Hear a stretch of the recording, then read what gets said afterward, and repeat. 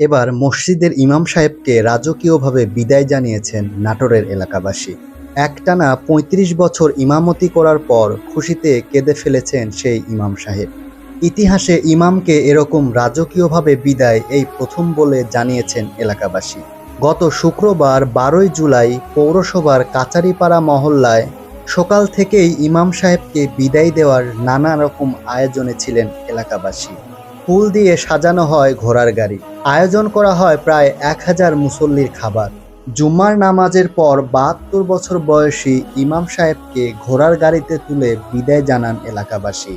শেষবারের মতো ইমাম সাহেব উপস্থিত মুসল্লি ও এলাকাবাসীর কাছে নিজের ভুল ত্রুটির ক্ষমা চেয়ে নেন। পরে ঘোড়ার সামনে এবং পেছনে প্রায় ২ শতাধিক মোটরসাইকেল নিয়ে ৫ কিলোমিটার দূরের গ্রামের বাড়িতে ইমাম সাহেবকে রেখে আসেন এলাকাবাসী। এছাড়াও ইমাম সাহেবের হাতে নগদ ১ লক্ষ টাকা তুলে দেওয়া হয়।